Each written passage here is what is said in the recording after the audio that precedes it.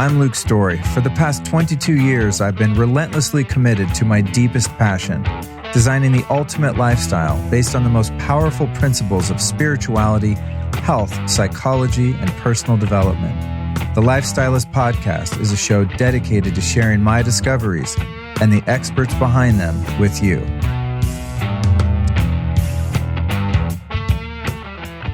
Here we are, man. We're off the wave on a chair. How's it feel to be on dry land? So it's just another wave. Yeah, it sure is, isn't it? A little more intense. Yeah, I know. Yeah, I guess out there to some people would be intense, but to you, perhaps real life might be more intense if that's where you find your flow. A little more challenging to navigate for sure. So I'm going to jump right in here. Tell us about the new documentary that I've caught wind of. What's the status of that? We got super lucky. Unlucky. I guess I shouldn't say unlucky. I injured my shoulder pretty good and hadn't been really back for 3 years. And went to Indonesia, did a month of yoga, forest yoga, 3 hours a day, like the most intense, amazing, transformational yoga I've ever experienced. My wife was taking the teacher's training. And then we went to go have some fun after a month of yoga, and I break my foot on the way to Portugal. We're filming the documentary. The documentary is about my partner, Andrew Cotton, my brother-in-law, CJ Macias, and I, our injuries that we've had. And we've been told not to go back to giant waves or not a good idea. For me, they said I probably should never surf big, probably won't be able to, is what they told me. Cody, I don't think his injuries ever slowed him down. CJ definitely was not interested. So both of us overcoming our injuries and going back to Nazaré, surfing the biggest waves in the world, and just showcasing that everything's possible, and sharing more about the ocean and the water and the challenges is what we're hoping the movie to be more about. We got Joe Lewis, the producer. He was a co-founder of Amazon. He came in as a producer. And then Chris Smith just did Fire Festival. He came in as the director. And I'm pretty sure it's going to pretty much go that way. But when a director gets a hold of it, he has his ideas. And he's such an amazing director that I trust his judgment and where he wants to take it. But right now, I really don't know what it's going to be. That could be a good sign as long as you have the right people that know the vision, you know. But I'm looking forward to that. It's going to be cool. So I wanted to start off with that because this will be coming out in early first quarter of 2020. So we could probably hope that that's going to come to fruition next year in 2020, you think? Yeah, but they want to get it knocked out this winter, but it could go into next winter if we don't get a giant wave this winter. It was going to end with a giant wave unless it ends unless they find a different ending, which it was The Road to Nazaré was the working title that we presented to them with the story. And then it turned into the 100-foot wave. And we're just like, okay, 100-foot wave. Yeah, everything in life is a 100-foot wave. I'll just approach life that way and work on being that happy and that excited about everything I get myself into. Like I'm riding the 100-foot wave right now with you. So you just got to envision yourself just having the best day of your life on the biggest, best, biggest wave of your life all day, every day. So you, like most people I find that are achievers and have accomplished great things in life, if not most, many had a pretty rough childhood. How do you think that's contributed to your striving to break records and achieve success in your chosen field? You know, I people have been touching on that lately, and I find myself thinking back, wondering and thinking, what, did it really? And it definitely made me, I had to work for everything. Nothing was given to us. My brother and I both, we had to, and we didn't have to scrap and fight and want to be the best, but we chose to. And I have friends that I looked up to as a young surfer. and they were like light years. They surf in circles around me. And since we took the approach of just being so hungry and never giving up and having to just make it happen or nothing's going to happen, I'm 52 years old and my career is better than it's ever been. And the guys that I really looked up to, their careers ended at like 25. So it's really it definitely helped me be more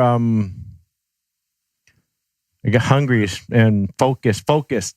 I was always really focused on my big wave sessions, and the year I had to achieve something, I had to accomplish something, or I might not get a check, I might not get another contract. So I was really focused on achieving something great every year.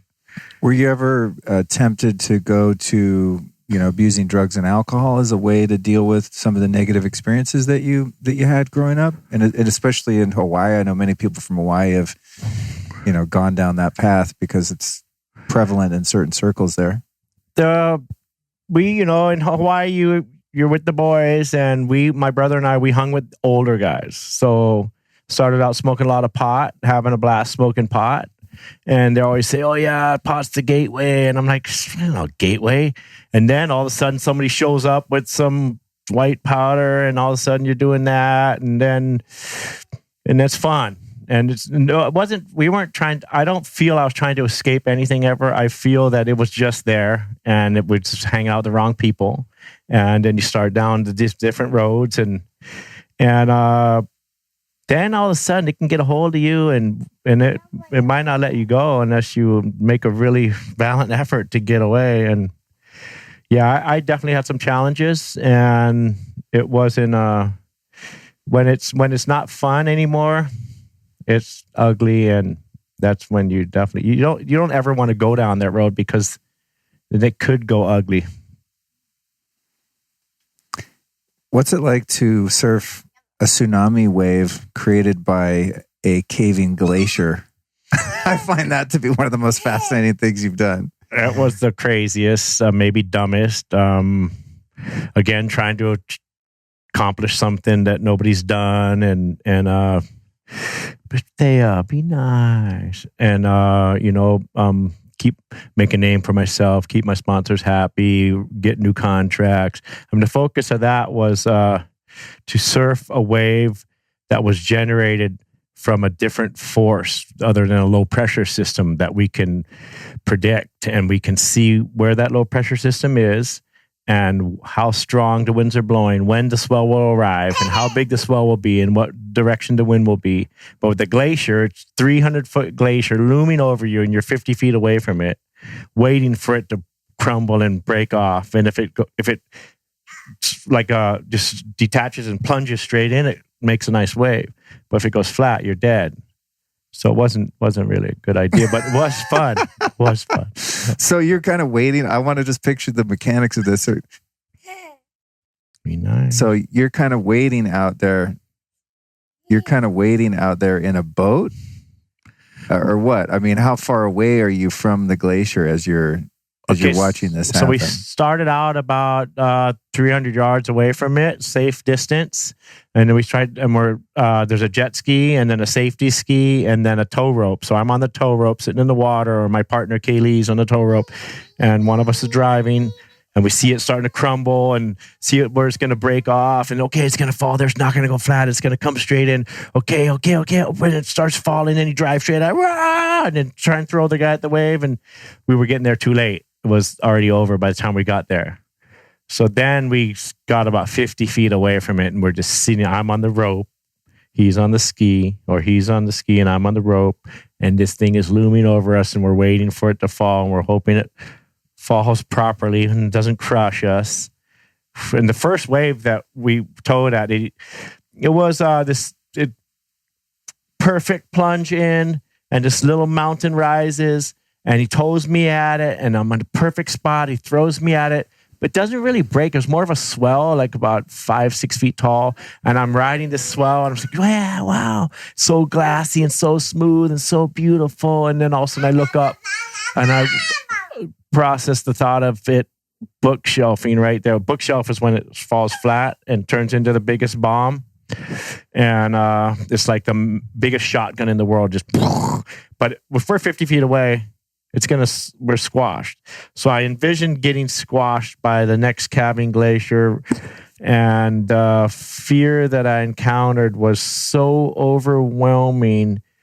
And I had put the whole crew together. I got the sponsors. I was part of the production. All this money was on the line. That I was involved. I was very involved in the project, and I was like, I'm done. I'm throwing the towel. I'm out of here. I went back, called my wife. I'm crying on the phone. And my partner, Kaylee, is a big Hawaiian guy. He actually talked me through it and said, just relax.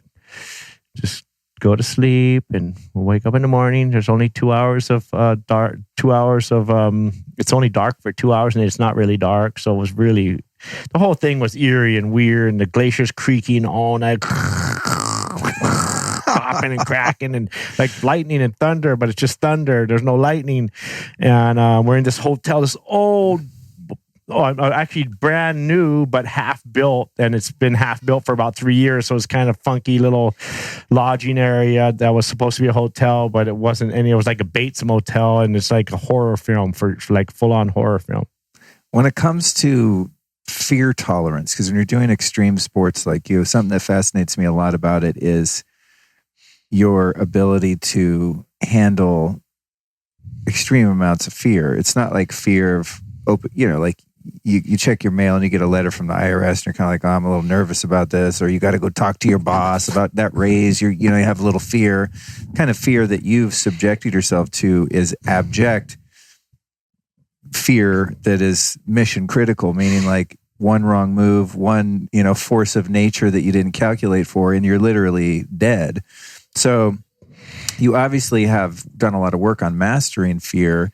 Do you think that was a gradual process? As you're a teenager, you guys are surfing kind of regular, normal waves in Hawaii, and you're kind of working your way up. You have a few close calls or scrapes with fate, and then you realize that you survived and you're building up courage over time? Or were there like a couple pivotal experiences on the water that just cured you of that fear? You know what I'm saying? Is it a piecemeal thing that you get little by little, or did you go, oh shit, that was a 70-foot wave and I'm here to tell the tale, I'm good now, like a kind of an awakening or an enlightenment to fear moment? Definitely piece by piece. Up until 16, I was never going to surf a wave over 10 feet tall. I vowed. And I hung out with these two guys that were they didn't surf waves over 10 feet, and they were professional surfers, and they were the guys I looked up to. So I'm like, I'm going to be just like them. And I had a bad experience at 15. So 16 came along, and a friend of mine forced me to go out again at the same spot where I had the bad experience. But he gave me the right board, 710 Sunset Point, Pat Ross and gun. And he gave me the perfect advice, told me exactly how to paddle out, exactly where to sit. And all of a sudden I was catching all these waves. And that's where my passion started. Surfing was my passion since 11. At 16, it became big waves. It became my passion from that one single session. But it was gradually going bigger and bigger. And quickly, though, I got to Waimea Bay at about 18, maybe 19. I was already at Waimea. And then quickly it was I got to get barreled. And then explain some of the terminology as barreled and things like that. Give me like a little glossary of maybe the top 5 terms that you're going to use in this conversation, or that you use on an ongoing basis for people that aren't familiar with surfing at the level that you are. Well, barreled is when the wave the wind blows against the wave coming forward and causes it to go hollow cylinder like. And our goal as surfers is to get inside of it. And you're in your own little world. You're in this vortex of just so beautiful. And if you're really deep, you can't even see out. But normally you can see either some green mountains or some cliffs or whatever's out there, some houses, and you're just working on getting there. But you're also in this moment in time that seems to stand still. And it actually, it's weird because everybody says, how's it sound? And sometimes it goes silent. Other times it's like a fire hose, and other times it's backdrafting. It's just, and the whole time you're just like, wow. it's like it's most beautiful place on earth to be in the barrel. I like being in the barrel so much that I named my son Barrel. I know. Who's not here today? We have one kid, but not Barrel. Yeah. What are a couple of the other terms that we might be covering here today, just so people know that like I said, aren't some familiar? Other terms, yeah, like swell, and I've only surfed once in my life, which I'll perhaps tell about later. But there's paddle-in surfing where we use our arms to catch the waves, and there's tow-in surfing where we use the personal watercraft or jet ski. I use the Wave Runner, it's the Yamaha Wave Runner, and the Wave Runner drives towards the shoreline with the wave coming, and you're on the rope 30 feet behind, and the Wave Runner pulls out and you go down. This sport was created to ride waves that were thought not humanly possible to catch. And then we actually implemented flotation, and then now we got inflation. And now there's pretty much, if the conditions are just right and you can put yourself in the right spot, almost any wave is catchable. There's certain waves, once they get over 60 feet, they start moving a lot faster. So if it was a glassy day and you had a whitewater chip shot, you could probably still catch something over 60 feet. But 60 feet's kind of the cutoff where it's just a little bit too dangerous and a little bit too hard to get in the right spot. But everything is possible, and people could paddle into waves over 60 feet. So there's tow-in versus paddle-in. The swell is the swell in the ocean coming towards the shoreline. The barrel and mushy waves are and crumbly waves are when the wind is more onshore. If the wind's offshore, it creates perfect waves, offshore or glassy. But if the wind's onshore, it creates waves that are almost unrideable, very undesirable, very choppy and crumbly and ugly, and they close out.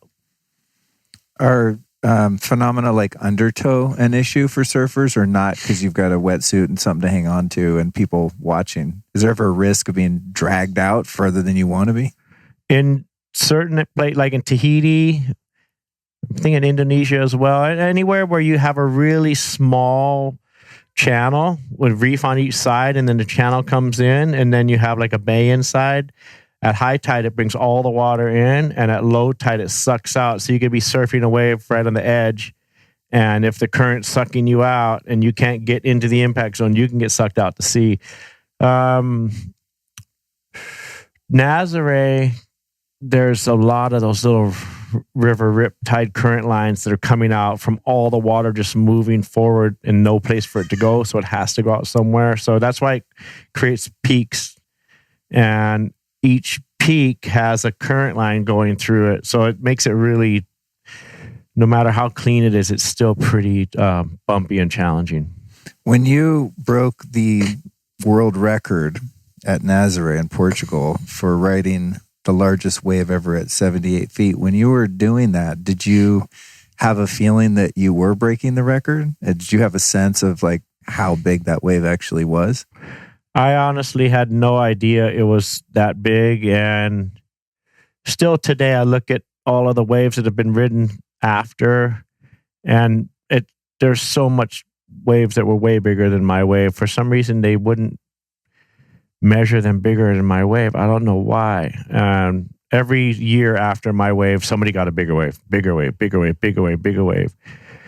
I had no idea it was that big, and I wasn't even going to surf that day. I was 100% out there to support my friends, and then they had both lost their boards. And luckily, I brought my board. Otherwise, I wouldn't have ever caught that wave. And luckily, I had a good team, good guys around me who encouraged me to catch one. And as I came down the wave, I got to the bottom. The truth of the story, I was super frustrated on the wave. I was having a good time, but I wanted to enter from behind into the barrel, and my partners put me on the shoulder. And I was like waiting to the last second so I could get deeper. And because of where he put me on the wave, I ended up going all the way to the bottom. So when they actually measured it, you can get the true measurement. Normally, we're kind of half mid-face running. You don't really get to the bottom on these waves. So because he put me where I didn't want to be, it ended up measuring perfectly. And that was the only reason we got the world record wave.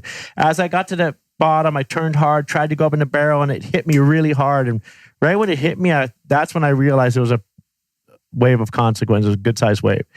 And then I really, like I said, wasn't interested in surfing that day.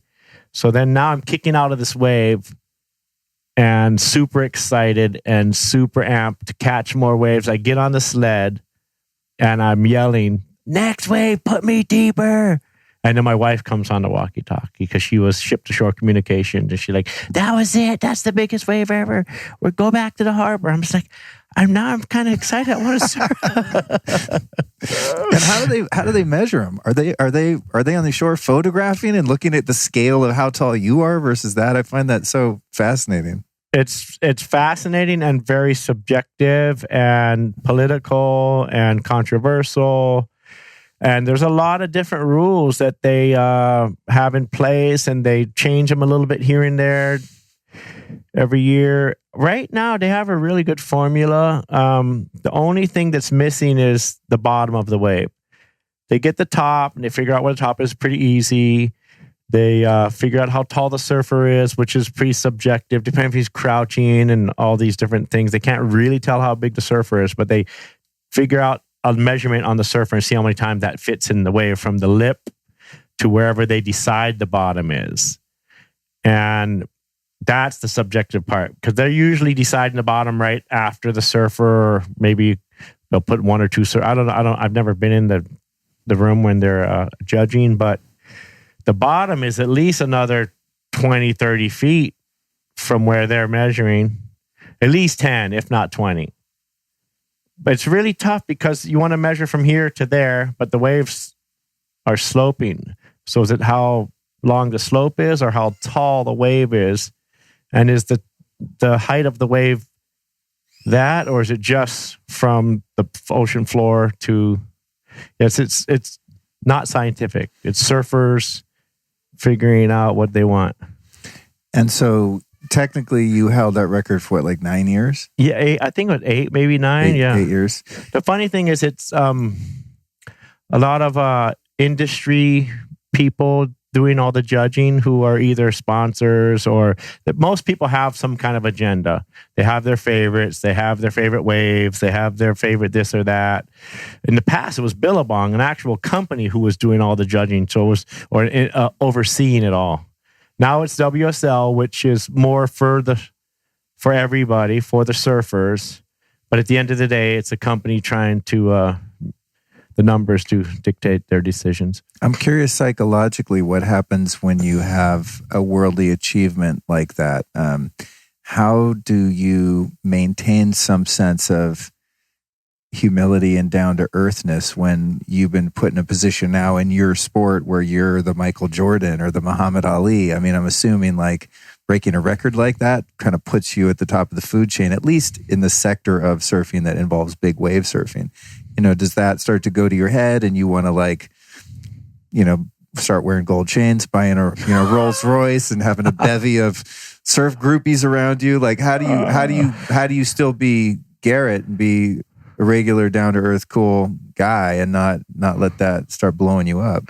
Well, lucky first few years of my life, I was in a hippie commune, so I was pretty grounded and humble, and humility was there. But then the Irish in me and the hunger and the focus and the desire, I could have let that really take over and just been probably the worst guy in the surfing world. But luckily, I reading some really amazing books at that time. Deepak Chopra, 7 Spiritual Laws of Success. That was like my Bible. And then my wife is just the most amazing person ever. And she's always sharing with me her views and how she feels and what she thinks. And she's 99.9% right. So I was just really lucky. It's really important who you surround yourself with, and really important what you feel is, your heart. Always go into your heart when you're making decisions, and always think about how your decisions affect everybody around you and the world. And I'm not the best at that at all, but I'm always working on it. That's definitely working on making heartfelt decisions always. So it was pretty easy for me to navigate it all. I'm a Leo, so I love people and I love having fun with everybody and I love having conversations. So all the love that Portugal, the whole country was just like in this crazy love affair, this like a fairy tale. And everywhere I go still today, it's just so much love. They're just always, oh, thank you, what you did for my country. And it's like this beautiful, beautiful, like, and I've had to, stop and hang out with millions of people. I don't know millions, but a lot of people over the last 10 years. And like, Garrett, blah, blah, blah. And I have to honestly say it.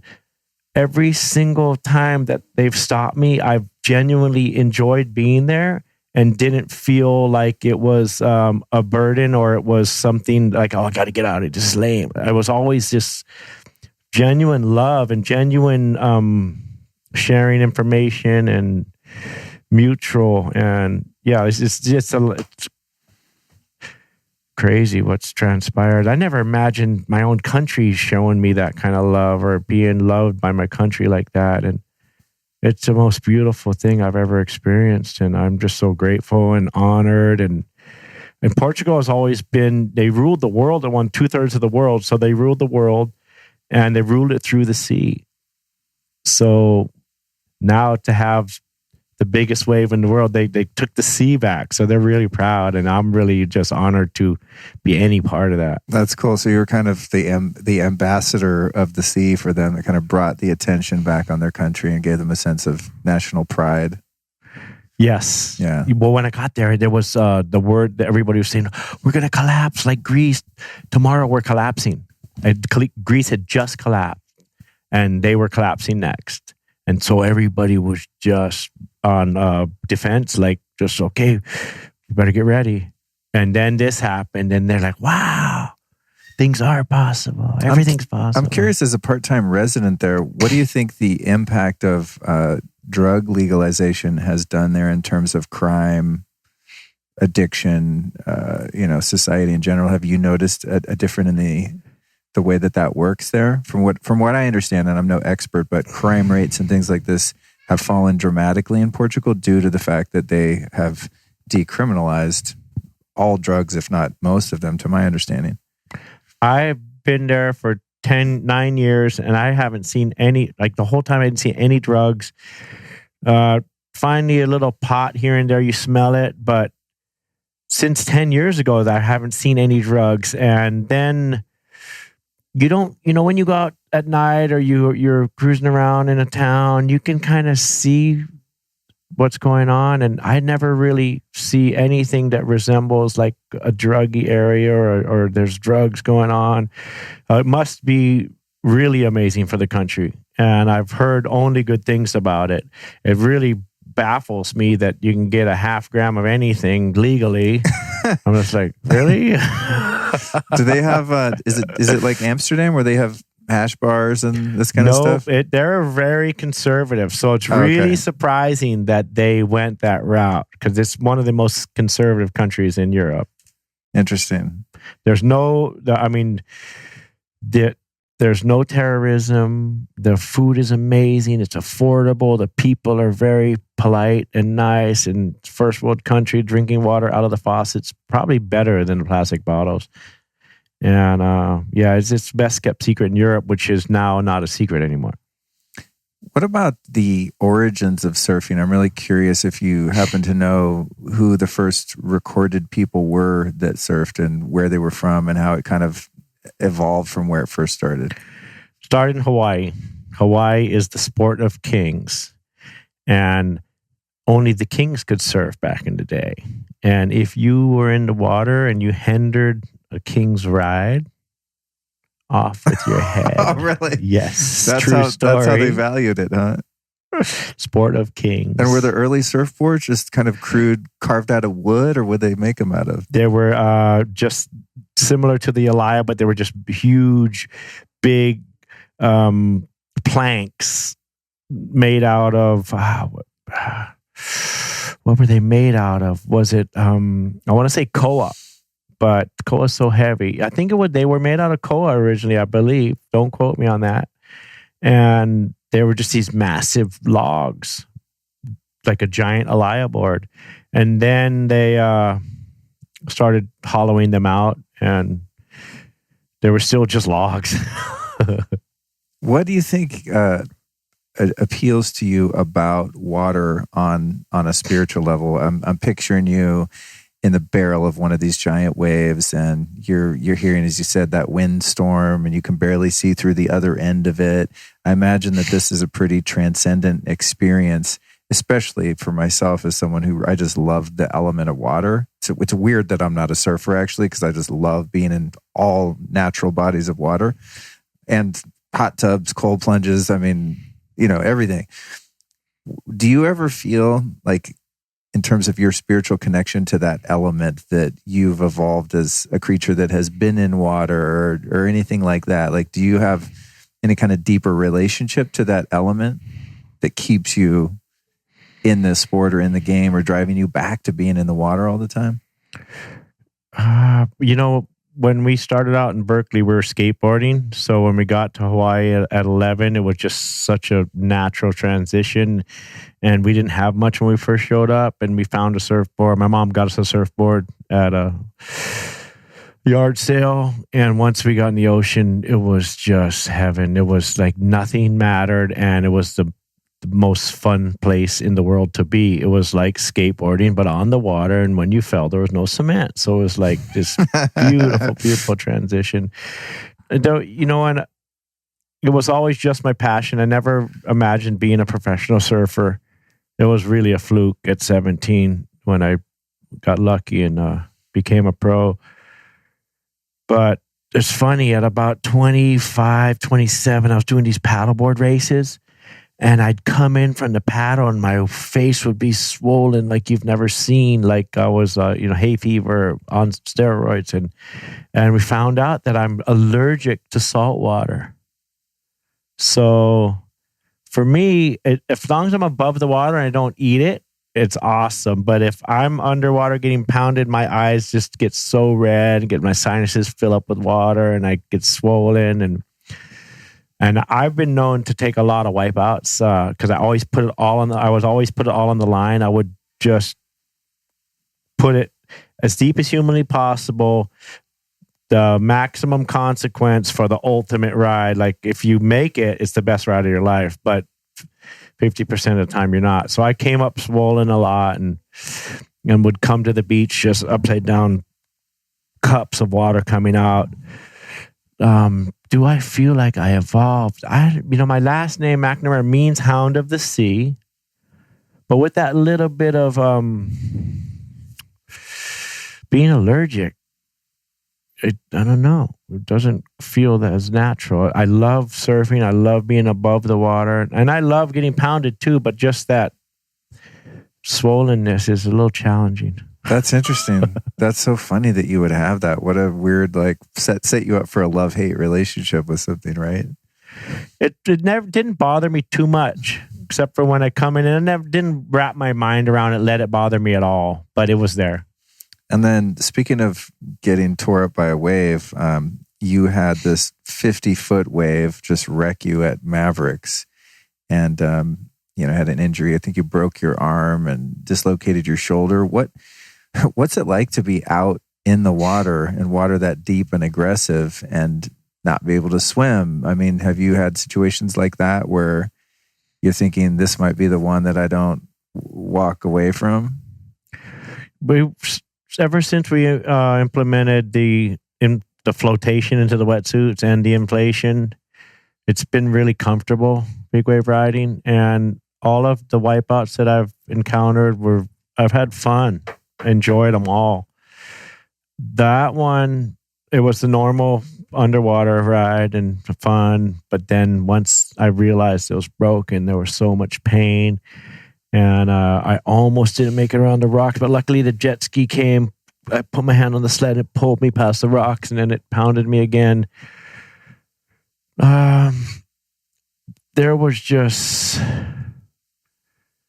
so much pain for so long that it definitely changed me, and mentally, because I used to not be afraid of anything and wanted to go for anything. It didn't matter what size, where. If I was there, I was going to go.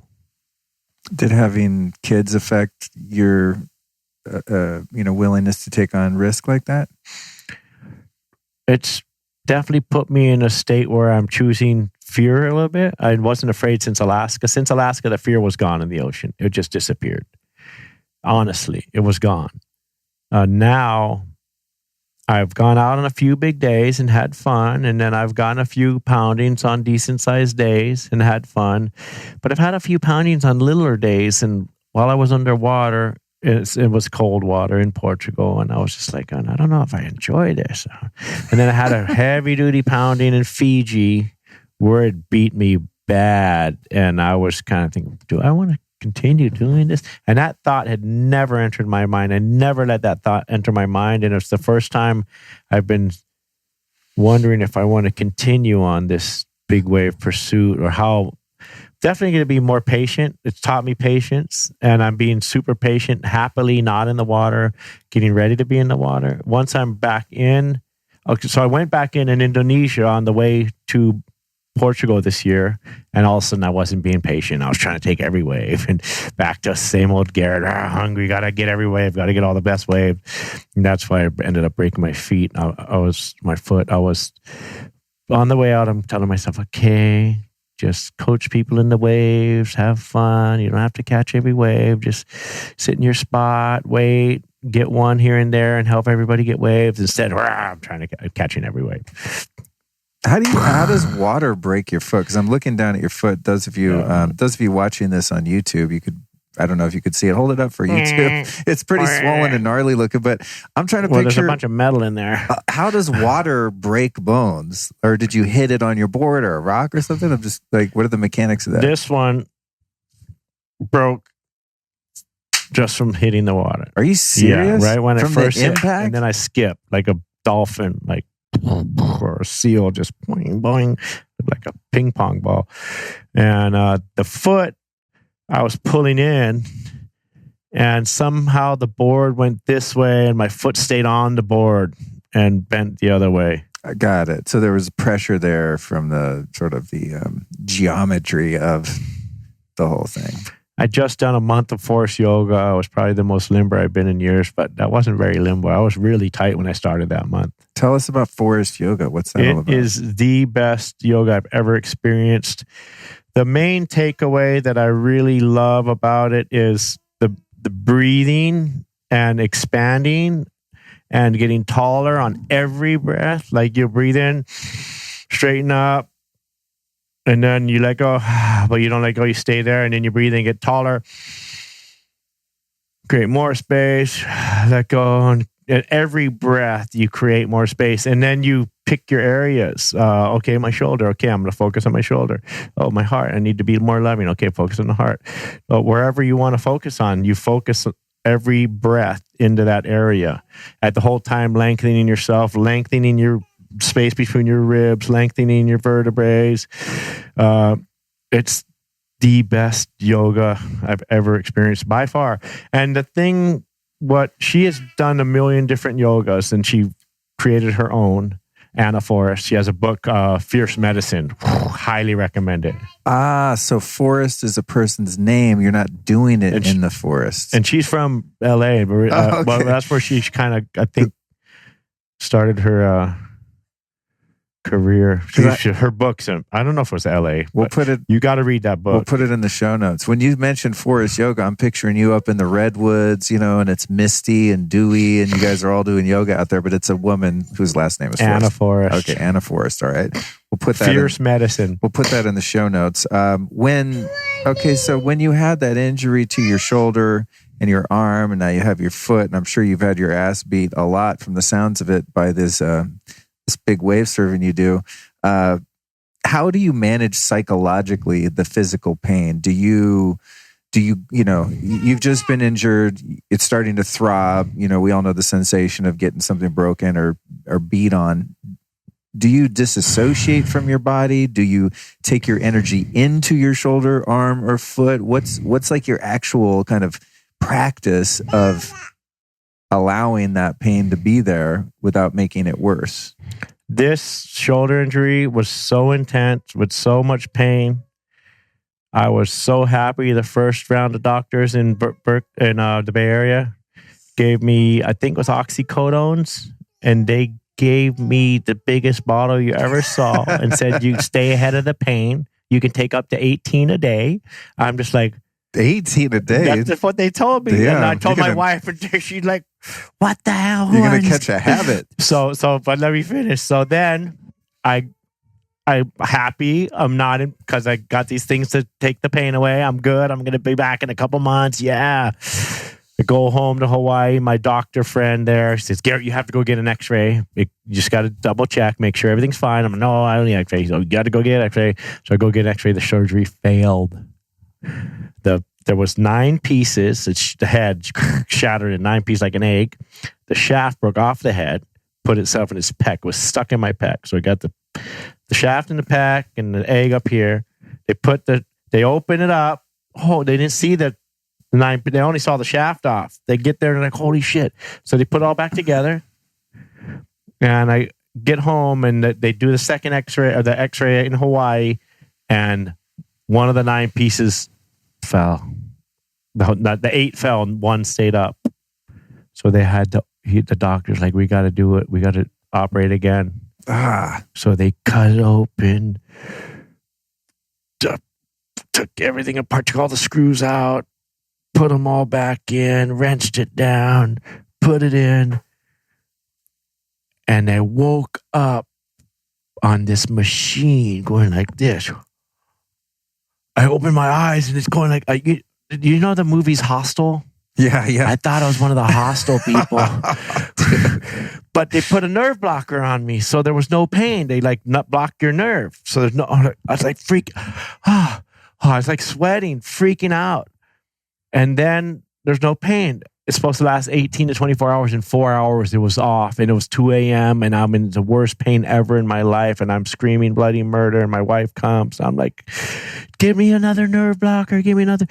And there was no doctor to do nerve blocker. I'm like, just take me up to the top. I want to jump. I mean, I seriously wanted to jump. That's how bad the pain was. I'm going to get, and she wouldn't take me up to the top. So I put a bag over my head. She wouldn't do that.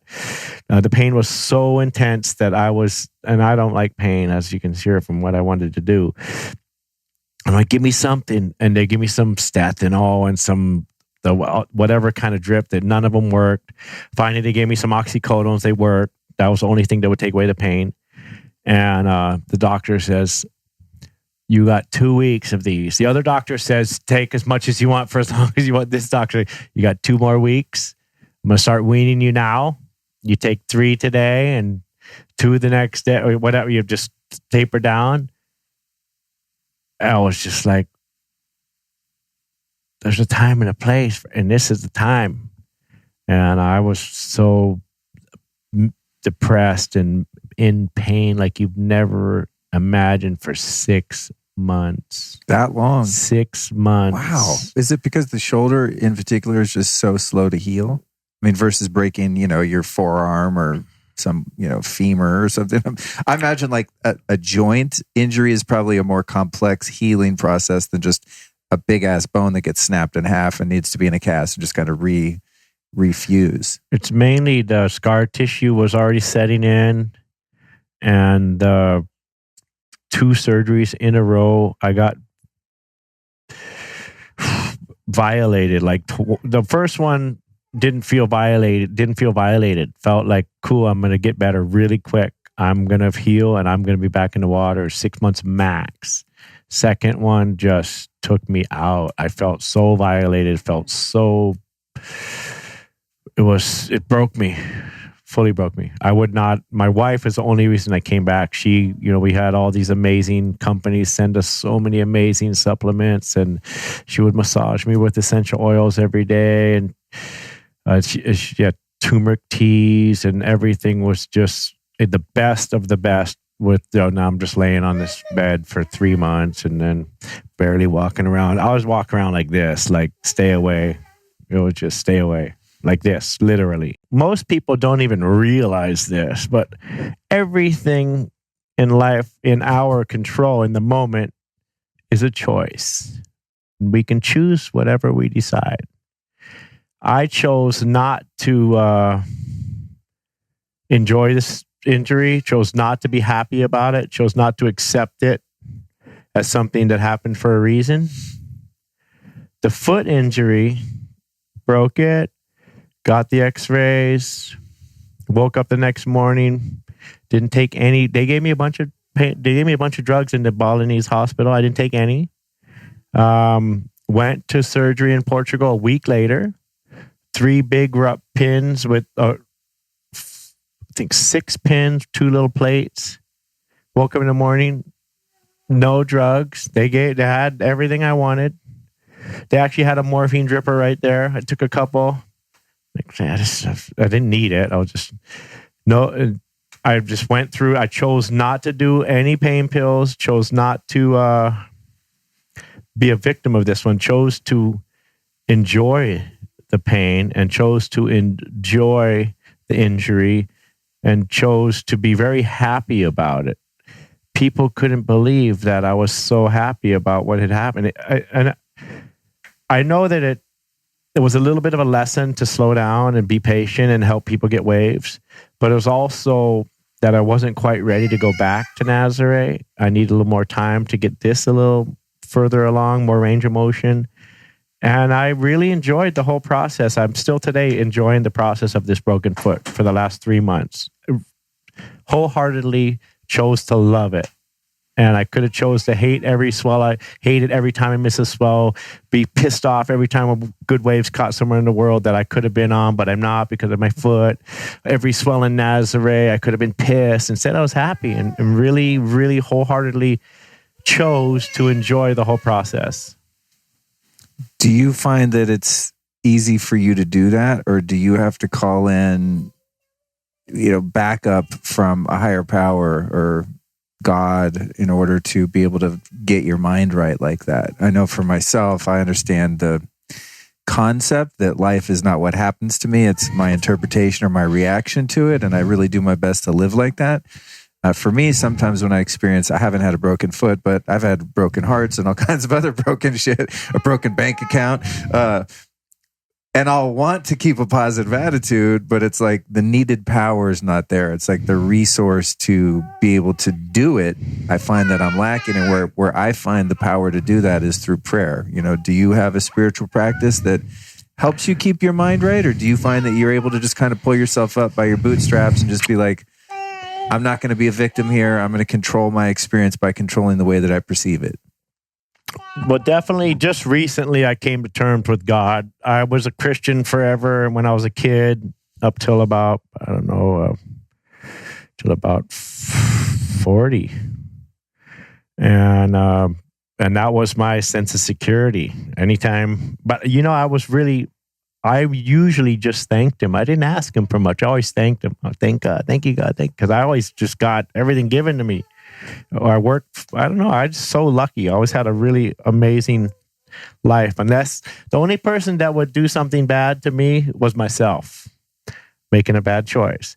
So then I met my wife and she shared with me all the religions. And my whole time as a Christian, I just couldn't get my mind around the concept is that this person that I know, this most beautiful, awesome, selfless person I've ever met, not a Christian, they're going to hell. That does not make sense. How can that be? No, that can't be true.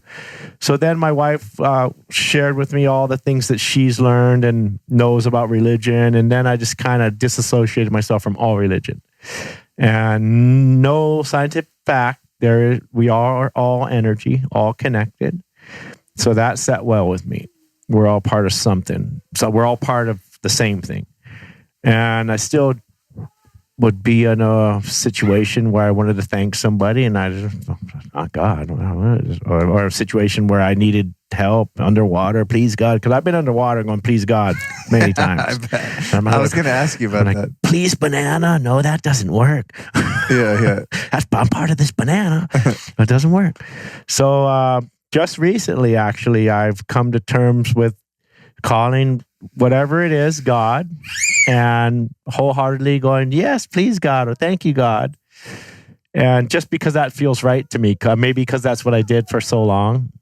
And whether it's God or it's just energy or whatever it is, I'm happy to just call it God. And some people might think it's a false sense of security. It is definitely a sense of security to have somebody to talk to and feel and know.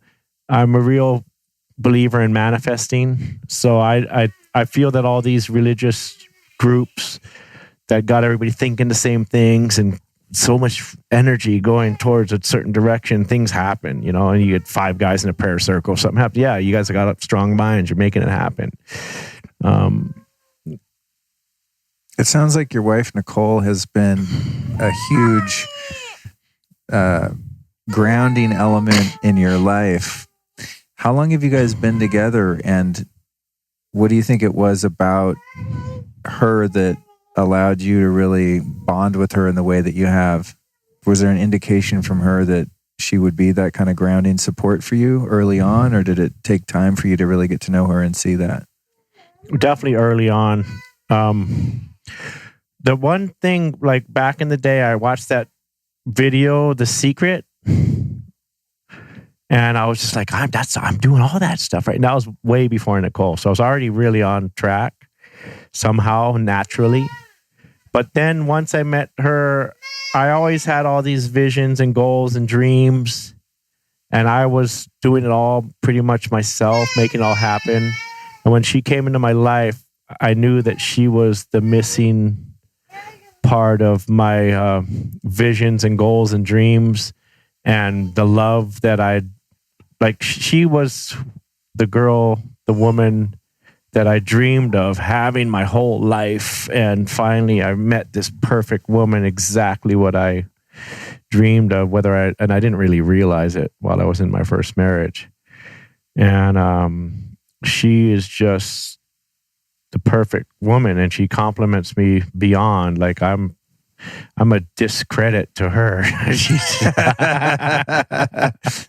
But she did a good job with me. She's a teacher, so I'm always getting taught new things, and gladly, happily. I'm a rebel here and there, but at the end of the day, as long as I listen and as long as I'm wholeheartedly present, paying attention, everything's amazing. Like amazing beyond. Very fortunate. I've noticed that many people who are really successful, not just outwardly, but inwardly, part of that recipe for success seems to be a supportive, fulfilling, healthy relationship. I've met very few people that are really contented and successful on all metrics that are missing that in their life. And I can tell just from talking to you, I'm like, oh, she's a really big part of what makes your life work. It wouldn't work without her. Which is really what it's all about. Like to me, I'm like, why fucking do it if it's not that? And what, do you have a... No, not right now. I don't. At this current time of this recording, no, I'm single. And, Hear that, ladies? I'm fine. Easy. And I'm fine with that too. I think you, unless you get fine with yourself. We'll go get mom in a minute. Unless you get fine with yourself and you enjoy your own company, you're probably going to pick someone based on the wrong motives and maybe be a bit desperate in so choosing. So, yeah, I'm like, in a position where I'm open, but like the value I see is the value that I see in you and other people who seem to have something good going on. I go, yeah, that sounds good. That looks good. I want that in my life. And I have at various times, of course, Are you going to partake in the ceremony you're going to? Yeah, that's what I want to talk about. Have you done one? 4. Oh, yeah. Okay. And do you have a beautiful experience or a dark? Oh, yeah. No, it's amazing. Oh, yeah. Okay. Yeah.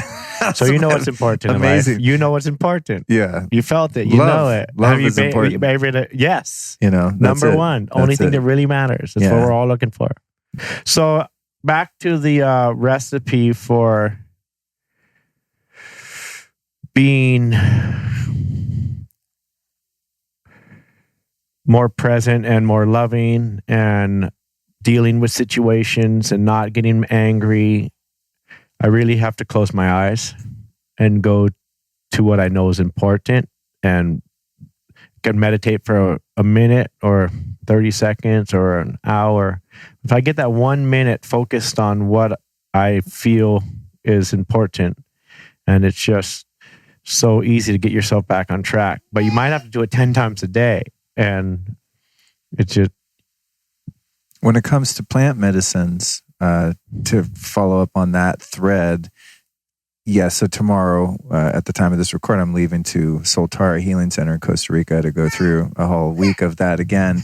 And it was a positive experience for me. I'm curious what your explorations in ceremony have been like and what you've gained from it. Hi, sweetie.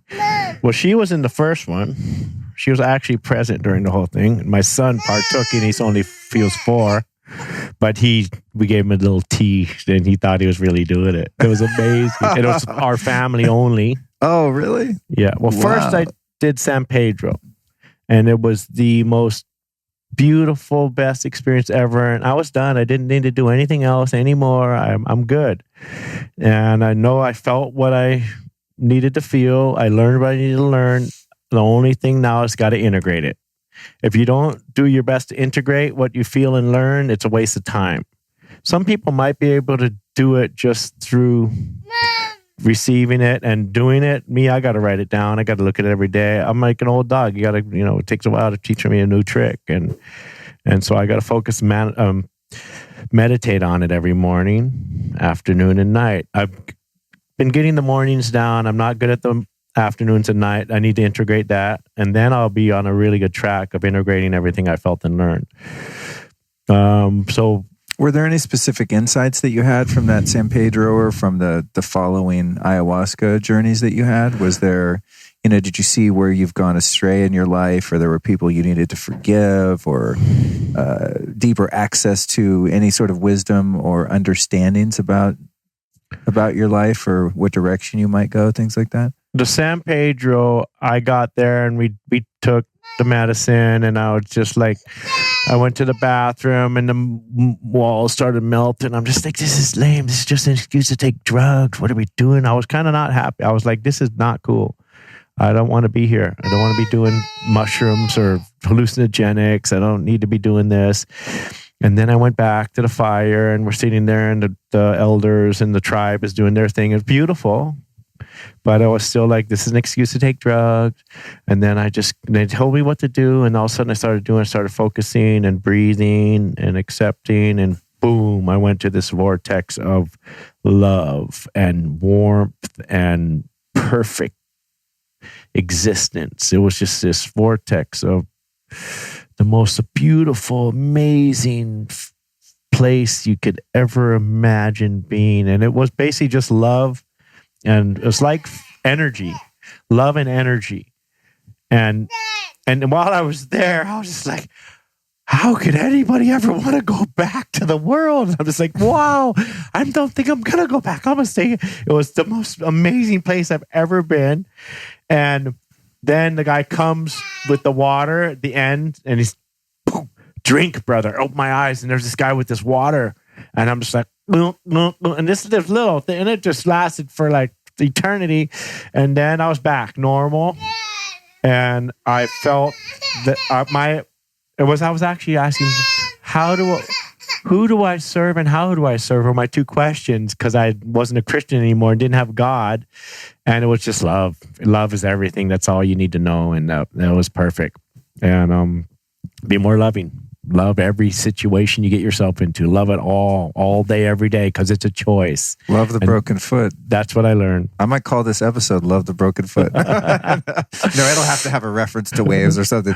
Well, so then they took the ayahuasca. I was not too interested in this ayahuasca stuff, but my wife wants me to, figure things out, be more loving, because you're getting back to normal, go back and do something else.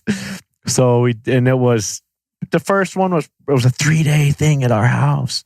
We had this amazing shaman, and the first one was intense but fun and interesting. The second one was dark. In what way? I went to these weird rooms and these weird places with weird things going on from way, way, way, way back in the lineage of who knows how many years back. Who knows if it was me or if it was my great-great-great-grandfather. It was weird. Like, it was bad. And I got out of that one and went, my wife looks me in the eyes, and she can always help me and fix my challenges. And she's like, I can't fix you this time. You're on your own. Go do another one. I'm like, no way. I'm not doing any more. No way. Like another cup? No, go do another 3 in a row. Oh, shit. So the third one, I didn't even, nope. And I was still all, my heart and my head were fighting. Logic and love were just battling. And it was just a bad spot to be for 3 days. And then there was one more. The guy was doing it like a couple of days later up the road. And I went and it was out of this world. Still nothing that great. I mean, nothing that I learned a lot, felt a lot, but it wasn't, I'm not into this. And then we were in Portugal about a month and a half ago. Maybe 2 months ago, and the guy who introduced us to the San Pedro, it was his birthday, and they were doing this one. It was a San Pedro ayahuasca ceremony 2 nights in a row, and it was like, no, San Pedro, yeah, but no, I don't. And my brother-in-law was like, come on, let's go. And my wife said, yeah, just go. I'm like, okay. So I went. The most beautiful, amazing, loving experience I've ever experienced. Better than it was like where I went with the San Pedro the first time, but you eyes open, and with this family that was just, and then they came to Portugal a month later, and we went over there, did that one too. It's next level. Just so, and I didn't think I needed anything more. I'm good. I just have to integrate it. I've learned, I felt, I know I don't need it. And I went and I learned so much more and felt so much more. And all the other times I didn't really puke, just a little bit. And I puked all the way down to my belly. I mean, I still there's a little bit left because it was just, and I was in my intestines squeezing it out. You could see in there, I visually was inside, just it was crazy, but beautiful beyond. And so overwhelming, meaningful. It was, yeah. I mean, it's all about who you do it with. It's all about the tribe, the people, and how they do it, and yourself, because you have to breathe into it and love it.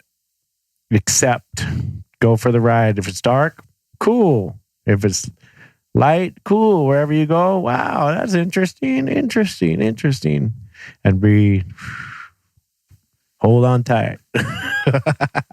How long can you hold your breath underwater? Not that long compared to the boys these days, but 4.5 minutes is about. And how did you or do you train to learn how to hold your breath when you're out in the water? Every meal, I take one big breath and try and eat it all really fast.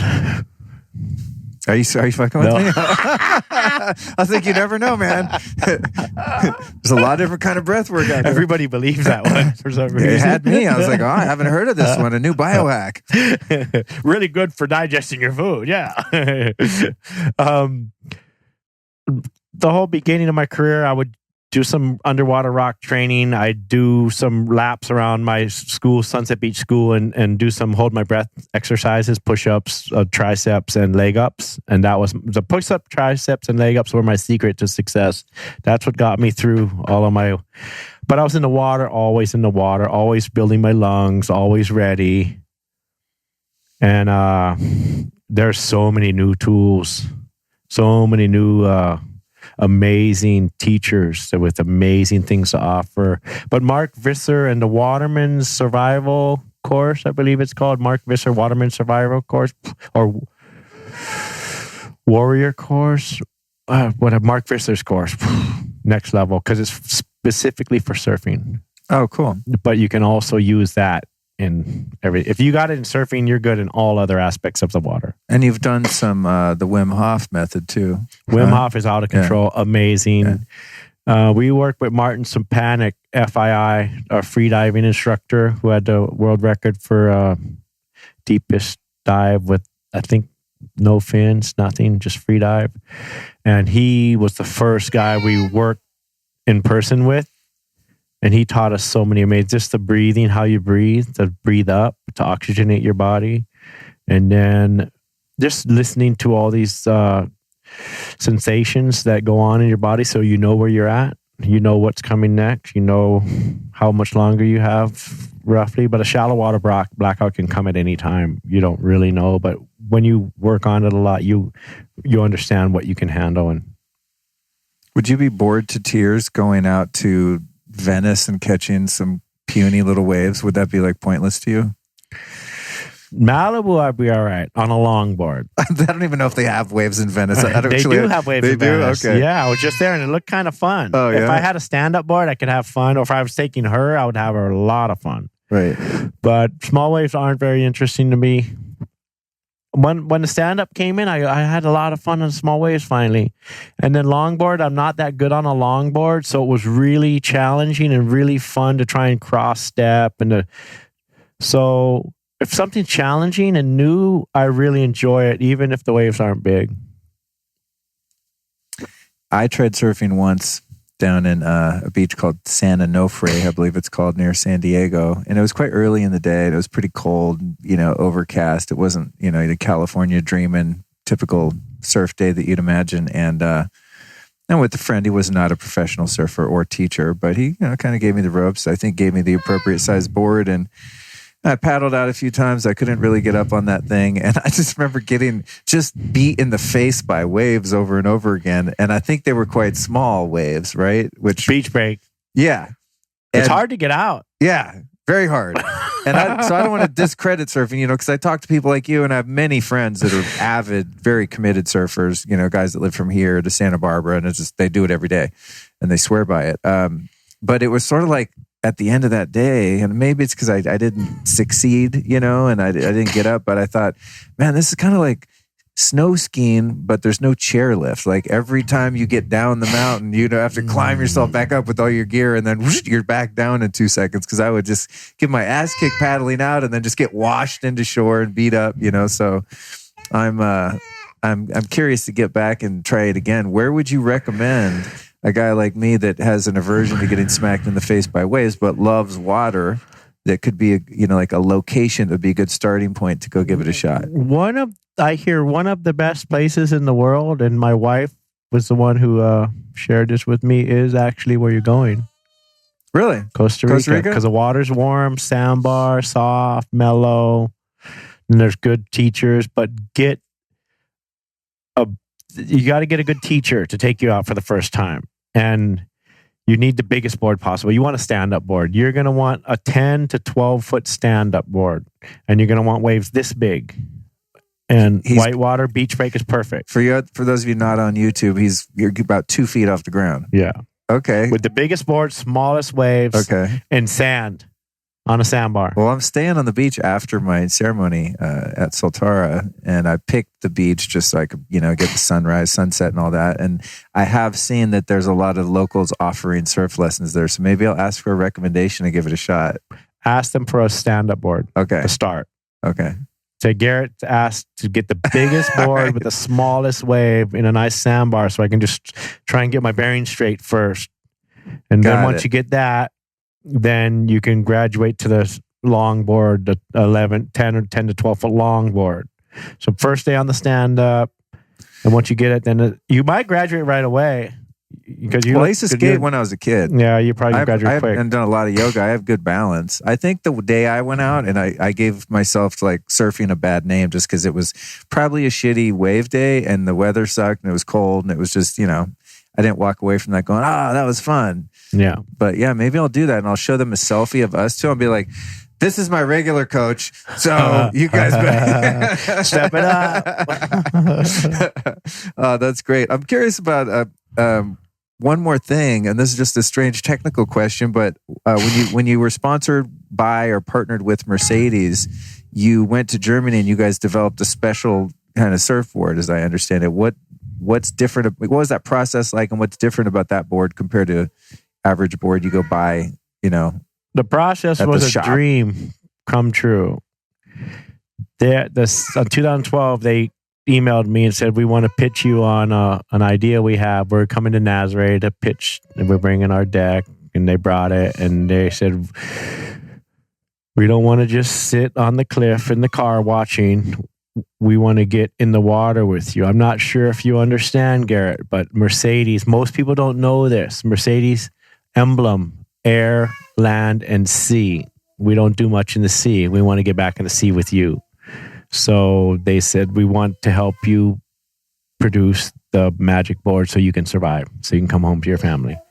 And I'm in. When do you get pitched by Mercedes? So we went like the next day on a plane to Germany, brought my magic board with me. And I brought my two favorites. There was actually a stretch board and a brewer, my two favorite boards. And I had made a board that was in between both of those. And I brought that board with me. And we brought it to the design room. And I walk into this design room, and there's a bunch of like 7 foot tall Germans and just all excited. And they unveil this huge, just like a chalkboard, but it was like this whole room put together. Actually, like that and that. And they unveiled this crazy ad campaign with me in this Jetsons spacesuit with board with motors and all this crazy futuristic. It was just like, I was like, really? And they're like, yeah, we're gonna build a surfboard. These 7 foot tall Germans are running around like little kids, just all excited. And we figured out what would be the best recipe for the best board, and we produced it, and it is by far the best board. Every single guy who was coming to Nazaré the first 5 years after us got pretty much the same board by the production company. I gave them the ability to produce for other guys if they wanted them. So everybody was on the same technology. Before that board, people were not surfing. They were barely making the wave. Now we can actually surf the waves. Damn, that's cool. That's cool. And the Mercedes relationship is still flourishing. Amazing. I love you, sweetie. I know you want mama. She wants end of podcast. And I think we've just about covered it. You want some candy? The last question I have for you is what's next in your life? Do you see your passion and commitment to your sport continuing on, or what other projects do you have in mind other than the documentary we talked about? We started a foundation focused on giving children. I like to focus on a disadvantage to kids who don't have a chance to get in the ocean and maybe have never seen the ocean. And we started in Nazaré with this Orphans of Nazaré, foster kids that actually live on the top of the mountain that overlooks the wave. So they've been there the whole time with me, and we take them surfing or take them hiking or take them whatever the day allows, the day that we have with them, twice a month. And we journal with them, and we share with them goal setting and road mapping. And we've only done 2 sessions with them so far. It just started. First session was amazing. My brother-in-law CJ is running the foundation, and he's the most a really beautiful person that's really wholeheartedly sharing whatever he feels at that moment. But he's super smart, like a genius. So he's just so articulate, and he's really, the epitome of a perfect man. He's the guy. And he's running the foundation, and it's going really, really well. And he really loves what he's doing. He's been searching for something to do. He's like a guy who he does anything he does, he's the best. And it just falls in his lap. He was a number 1 in the nation in volleyball during college years for kills, and he's only 6'4". So, and he was the coach for the Italian Olympic team last year. And now he just falls into whatever, and he was a lifeguard. We said, come home, come to Hawaii, live with us, run the preschool. So we did that for a little while. We had a preschool set up at the house. And then this just fell in his lap, and he thought, this feels right. This is what I'm supposed to be doing. So we got so lucky that he's running the foundation. That's cool. Yeah, I had a feeling probably be answering in that way. It seems like many people when they achieve a certain level of success, and it seems to kind of happen after 50 for some reason too, which I'm like, I don't know, I feel like I'm doing a lot to contribute myself now, but I am still getting paid for the things I do to contribute.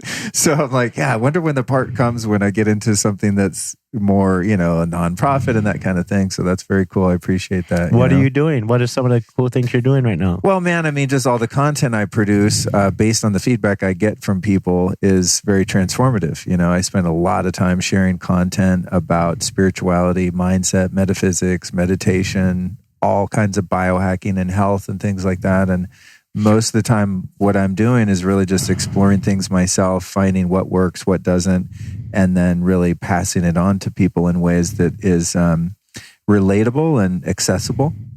Where some things that's the best when it's relatable, because they come in with all these scientific terms and everything. And people are like, and I'm luckily I'm like maybe just smart enough to understand the stuff, but just dumb enough to be able to explain it to people that don't want to learn the technicalities of it. Whether that be that's a perfect an esoteric spiritual practice or integrating a plant medicine experience, or getting into the science of how to fix your elbow, injecting peptides into it, or whatever the case may be. You want to know the best way to fix any elbow? What? I got a bad one right now, and I'm shooting peptides into it every day. In 2 weeks. All right, I'm listening. Finger rubber band. What? We do this our whole life. Right. You never do that. Oh, to expand? There's these little, with the connector. Yeah. You just go like that. Are you serious? It'll be gone in 2 weeks. Get out of here. Gone. Because I have tennis, tendonitis. like Apple. I think it's from the mouse all these years, honestly, and from also playing guitar and bass and having like a bent. And it's right in there or in here. It's more like on the on the outer part of the elbow joint. Anything right here, it's the fingers. Cool. Yeah. Dope. Well, there you go. Finger rubber bands. So I've learned. Is there a special device, or you just online? You'll find it. Oh, sick. They're sick. They have little. And they have 3 levels. Both of them. Oh, so they stick on the end of your fingers? Yeah. Oh, okay. And there's a thing that connects it all the way. Oh, tight. So then you can do different. Done. You can go slow both ways. And you can do that while you're driving and sit on the airplane. Put it on your little blinker thing, so you see it. Sick. Wow. Yeah, it's amazing. I didn't know I was going to get that cured. You're cured. Much more pleasant than injecting peptides, because when I get these insulin syringes every morning and I shoot it in there, but man, when you hit the bone or the cartilage, it doesn't feel that hot. So you've taught me so much today, including how to fix my elbow. Who have been 3 teachers or teachings that have influenced your life that people might be able to go learn from? My wife, first of all, and she's about to start sharing with people how to sharing solutions for all the challenges they're facing, mainly focusing on helping people reach the positive, being in their positive, which is where we all need to be to reach our peak. Deepak Chopra, definitely. 7 Spiritual Laws, all of his books I like, but 7 Spiritual Laws of Success is my Bible. Anna Forrest, next level. Fierce medicine, out of control. Just there's this one death meditation. You just envision yourself 24 hours, 12 hours, 6 hours. What are you doing? What do you want to be doing? And then you end with, holy shit, I better be doing what I just realized I'm supposed to be doing, or what I want to be doing, not what the world's got its claws on me that I think I need to do and have to do. No. But sometimes you got to go back to when you were 3 to even find out what you really were passionate about and what you really love before the world gets a hold of us. Yeah. And also going back sometimes through meditation, medicines, etc., to look at, for me, it's been really useful finding where like original traumas, original hurts were, because you're not pissed off at the traffic ticket you just got. You're pissed off from being victimized when you were 2 or 3 or 8. You know what I mean? Yeah. Looking at that, there's a T-shirt that the friend of mine that has this other place called Rhythmia where I went and did ayahuasca before, and it's, remember the 80s, the DARE logo, like DARE, just say no to drugs. It's that logo, but it says, it's the acronym DARE. Do ayahuasca and remember everything. And that's really, and meditation does that too. I mean, I don't think you have to do psychedelics to have that experience, but it's remembering like who you are at the core and all the good, but also sometimes, looking back and seeing like where were those turning points that I was sent astray, So man, great conversation today, dude. It's really fun to get to know you. I appreciate you coming on the show. Do you got any social media, website, or anything you want to send people to?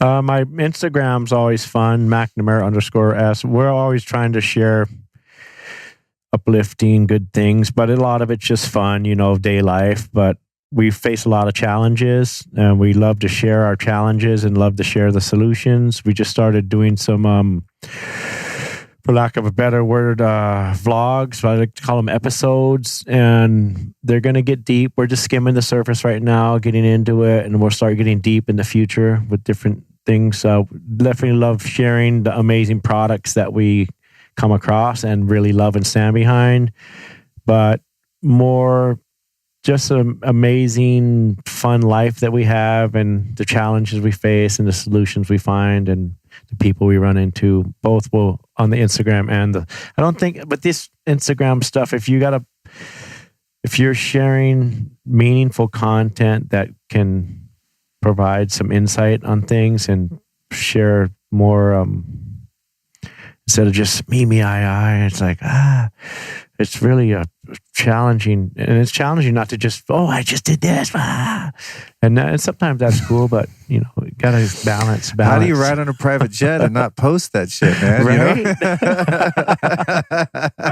Yeah, and I'm supposed to jump on one in a day or two, but I might not. I got a buddy, my buddy Khalil. He owns this chain. Yeah, Khalil's one of my best friends. Yeah. Oh, okay. Yeah, I'm supposed to jump on that jet. Okay, so Rick, he's fucking hilarious, dude, because he owns these juice places, Sun Life Organics, and he's expanding and he's doing great.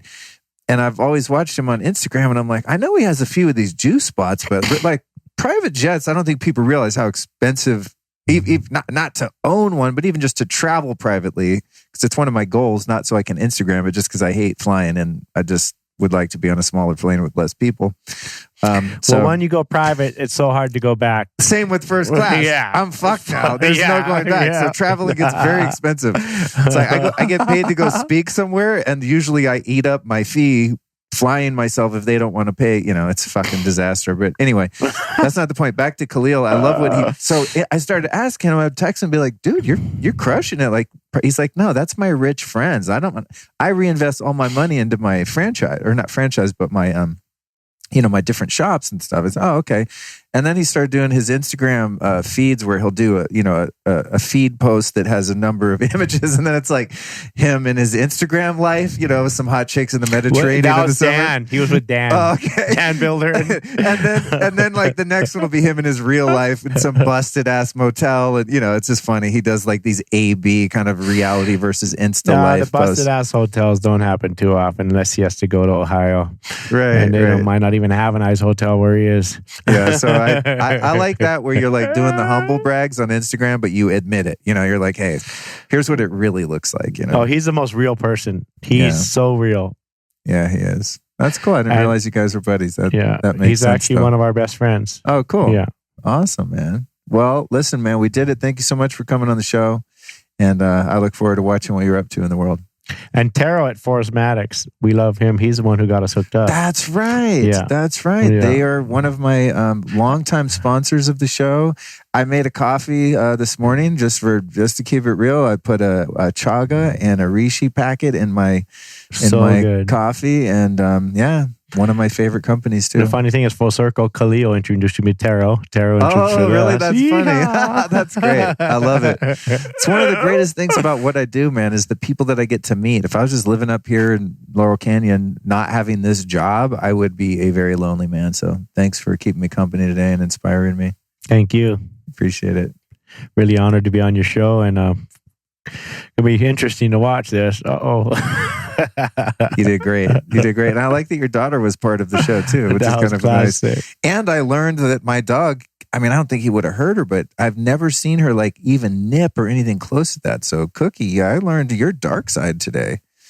She was being really rough, so yeah. Well, now I know. It was merit. It was merited. I'll be mindful of my vicious dog. We do have that too. If you want. Oh yeah, and for those of you watching on YouTube, this is an amazing cover too. Hound of the Sea. This is Garrett's book, and it's a really, I don't want to say a harrowing tale, but it's shows his life has had a lot of contrast. We didn't get too much into that, but he had a pretty wild ass childhood, and it's one of those origin stories that's really beautiful and profound. So not only does it have a cool cover, but what's inside is awesome too. So go check it out, Hound of the Sea. We'll put a link to that in the show notes too for anyone that wants to hop online and grab a copy of it. But great book, very highly reviewed also.